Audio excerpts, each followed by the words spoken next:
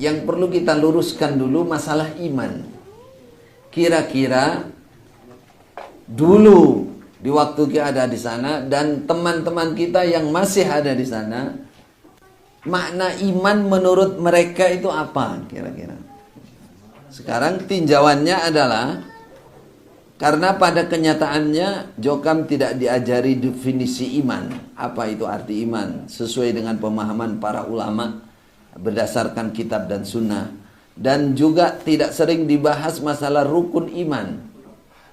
Rukun iman nggak pernah dibahas. Ya, umpama ada paling sepintas tapi nggak ada bahasannya. Akhirnya apa? Timbullah syubhat dalam masalah ini. Syubhat itu pengertian-pengertian yang tidak benar tapi yakin bahwa itu benar. Ini sulit loh mau membongkar ini. Nah, coba saya tanya, pernyataan saya pertama ini yang tertulis ini, selama jenengan ada yang puluhan tahun di jamaah, pernahkah didetailkan iman itu begini, terus rukun iman itu harusnya begini, pernah kamu betul? Tidak pernah.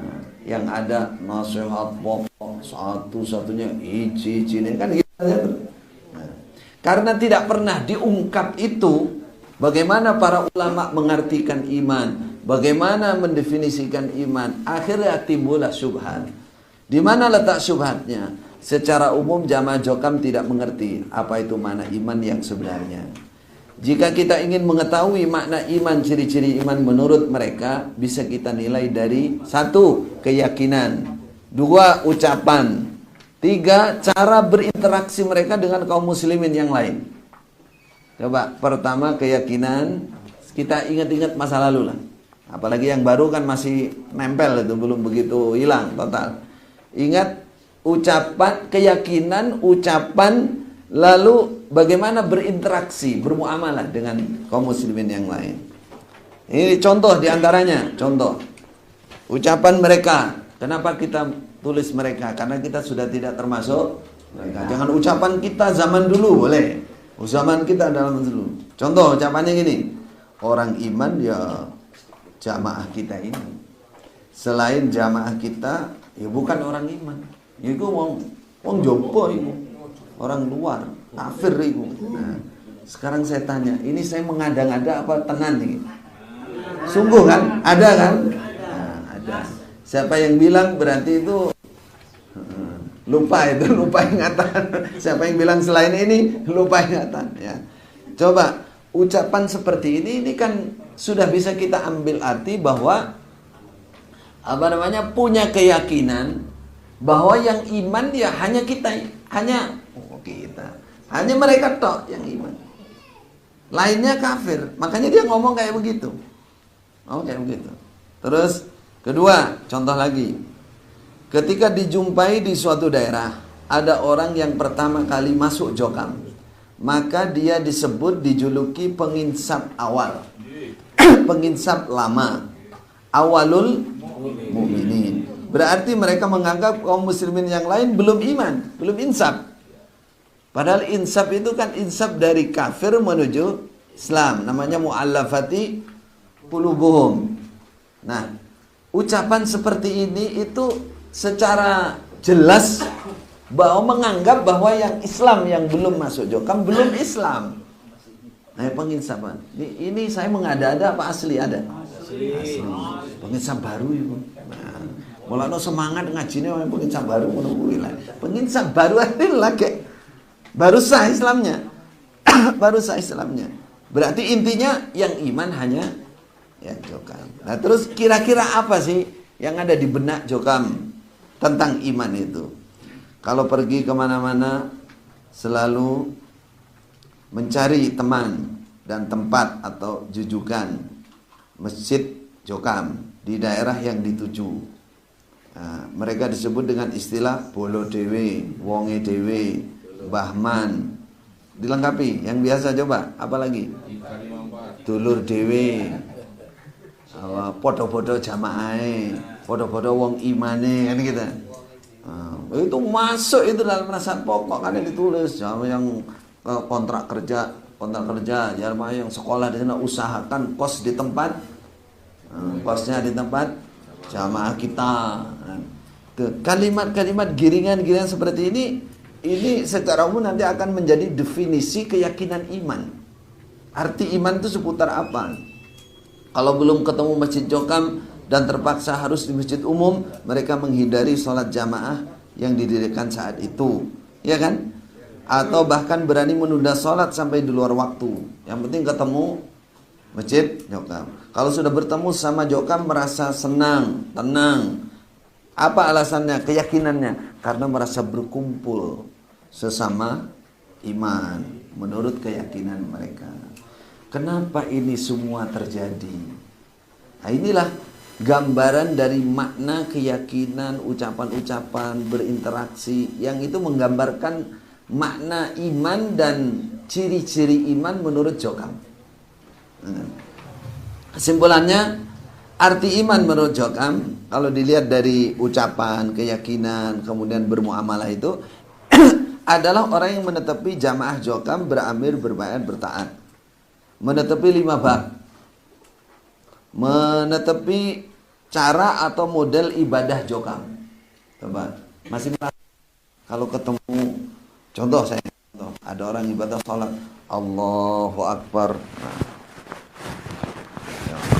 dada sini, dianggap Jokam nama badan waktu itu. Jopo ini misalnya, Alafi,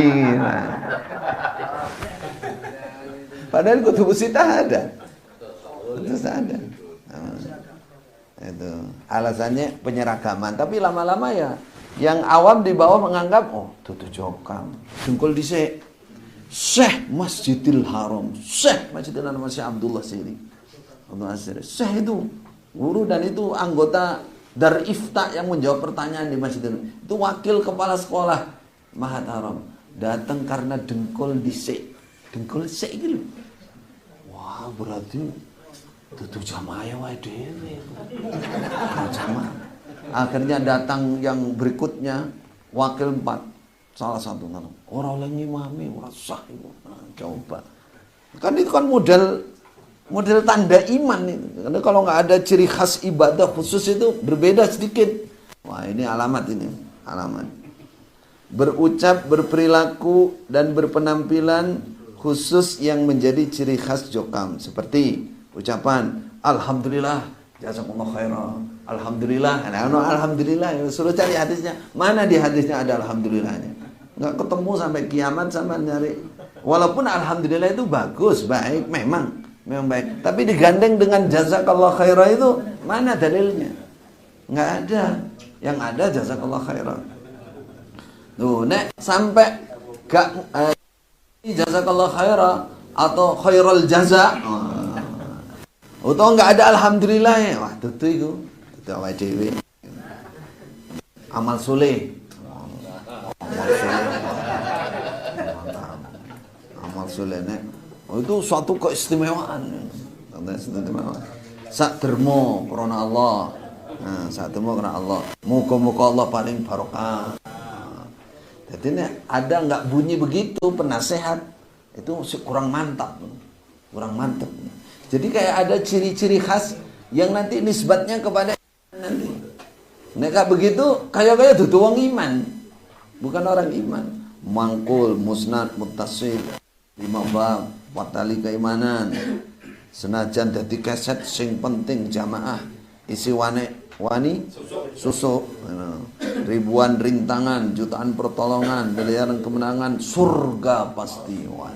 Surga pasti ini yang secara syar'i saudara, masya Allah, ini kesombongan luar biasa, dan ini ucapan yang tidak boleh, dilarang dan tidak pernah dilakukan oleh para sahabat, para ulama. Memastikan itu nggak berani. Semua takut kepada Allah, takut amalnya kurang. Walladzina yu'tuna ma atau wa hum wa qulubuhum wajilatun annahum ila rabbihim raji'un. Astaghfirullahaladzim. Istighfarlah yang banyak Bapak. Orang iman yang sesungguhnya itu dia memberikan sesuatu, dia beramal soleh banyak, tapi hatinya takut kepada Allah, takut amalnya kurang. ikhlasnya. Tidak ada kok surga pasti, surga pasti. Nah, itu mutlaknya tidak boleh, memang tidak. Tapi kalau karena membuat seseorang menjadi seakan-akan wah surga sendiri pasti sudah nggak mungkin, meleset lagi. Nah itulah kehilangan namanya khauf kan. Nah, para yarjuna rahmatahu wa yakhafuna adab, harusnya berimbang. Surga pasti, mana lagi? Ini misalkan contoh lagi, baju untuk laki-laki celana di atas mata kaki, baju batik. Nah, coba dilihat baju batik. Ini ciri khas. Nah, jadi ciri khas. Makanya coba kalau bagian untuk imang-imang itu, ada kain batik semua. Ini contoh kecil aja, contoh kecil. Jadi ciri khasnya dilarang pakai gamis belakangan ini. Gak boleh pakai gamis. Kalau sampai pakai sekarang ini pakai, wah CRK ingin lah gitu. Nah, ini orang menyimpang ini. Kalau mau ditulis lagi pakai jenggot. Pakai jenggot. Ya, kalau mau selamat mereka harus gunduli jenggotnya. Kalau sampai nginggu jenggot bahaya. Untuk perempuan berjilbab slem. Slem, tahu slem kan? Slem yang terusan yang dijual itu. Itu sudah jadi ciri khas. Tidak boleh pakai cadar, kaos kaki. Memang nggak boleh. Kalau sampai pakai, sampai jangan di daerah, di pusat itu ada tim khusus membersihkan itu. Pakai kaos kaki, apalagi pakai cadar. Sekarang aja yang agak karena pakai masker gini, Nah, kaos kaki, bahkan kalau ada yang kerudungan panjang lebar dianggap menyimpang kepahamannya. Bisa terjadi begitu di suatu tempat. Itu tidak umum. Kalau sampai panjang, dulu waktu saya dan teman-teman masih ada di pondok itu dibatasi harus pakai kerudung yang nutupi gini. Sekarang kita lihat sudah balik asal lagi. Nauzubillah min dzalik. Inilah doktrin penyimpangan dalam agama. Karena mendefinisikan iman dan membuat ciri-ciri iman tidak mengikuti Quran dan Sunnah serta tidak mengikuti kesimpulan para ulama. Inilah syubhat atau kesalahan, namun diyakini kebenarannya. Jadi saya tegaskan lagi, coba jangan semua mengingat-ingat. Karena tidak ada ajaran apa itu iman, apa itu rukun iman, sehingga yang ada di benaknya Jokam ya, yang iman ya iki. Jadi definisi iman dan ciri-ciri imannya itu yang biasa mereka lakukan itu. Ini betul. Jadi nggak ada definisi khusus masalah iman yang dibahas oleh para ulama, itu nggak pernah dipelajarkan. Sehingga apa, pokoknya jamaah ya iman, gak jamaah ya kafir. Pokoknya wis bayat iman, gak bayat kafir. Gitu aja. Sambung tertib iman, gak sambung berazal lepas hilang imannya. Iku wae berputar di situ. Munyer di situ aja iman. Nah, seperti ini salah. Ini secara dalil Quran hadis salah, karena Allah Rasul tidak mengajari bahwa iman muambrak segitu kepada ahkam-ahkam, kepada akhlak, kepada baju-baju, barang ciri-ciri iman. Enggak ada seperti itu. Ada seperti itu. Allah Rasul sudah menyebutkan iman itu ini. Nah, nanti kita bahas di bawahnya ini. Para ulama juga sudah menyimpulkan hal itu. Baik. Sebelum membahas secara detail definisi arti iman yang benar, maka kita harus mengerti urutan tahapan-tahapan dalam menetapi agama. Bahasa Arabnya para ulama memberikan judul namanya Maratibuddin. Urutan-urutan, tingkatan-tingkatan orang netepi agama Islam. Tingkatannya seperti apa maratibuddin? Islam terlebih dahulu, lalu iman, kemudian ihsan. Ini Bapak Ibu. Jadi kalau kita muslim, kalau kita orang yang ingin masuk surga betul, selamat dari neraka, yang sudah diambil kata-kata yang terus kita dengar zaman dulu, urutannya ini berdasarkan Al-Quran dan hadis, dan inilah yang ditetapkan oleh para ulama sejak zaman dulu sampai sekarang. Katakan maratibuddin. Tidak ada tingkatan agama baiat dulu, lalu ngaji, ini, lalu ini. Agama ini urutannya. Islam dulu, baru iman, baru ihsan. Nah, ini tertuang dalam hadis ini. Ini oleh para ulama dijuluki hadis Jibril. Hadis Jibril. Kalau di Masjidil Haram seperti Syekh kami, Syekh Yahya, kalau nyampaikan hadis ini, beliau selalu mengomentari salah satu bahasanya gini. Hada hadithu Jibril. Hada hadithun azim. Inilah hadis langsung kejadiannya dengan malaikat Jibril. Inilah hadis yang sangat agung. Yang sangat agung. Yaitu tentang Islam, iman, dan ihsan. Karena agama ya ini isinya. Jadi kalau orang bicara beragama, ya ini yang digali, apa artinya yang diperluas, ya ini 3 hal ini. Islam, iman, ihsan.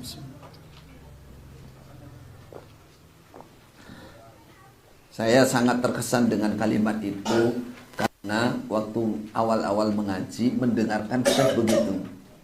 Terus saya mikir gini waktu itu, ya Allah, salah berarti aku ini. Sing hadithun azim itu alaikum bil jamaah wa iyyakum wal firqah. Man arada buhatal jannah falyalzamil jamaah. Itu yang saya dengar dari kecil, hadithun azim. Ternyata hadithun azim ini ternyata bukan ya semua guru-guru mesti begitu. Kalau sudah ketemu hadis ini, kayak cara Jawa, iki relek intine wong netepi agama iki, swargamu iki. Gitu. Surga kamu ada di sini ini, di 3 hal ini. Itu kamu jangan lupa. Makanya ini kalau orang belajar di sini kan ada di Arba'un Nawawiyah ini, di SMP. Kalau di sana SMP harus sudah hatam, sudah hafal Arba'un Nawawiyah di Ma'had Haram itu.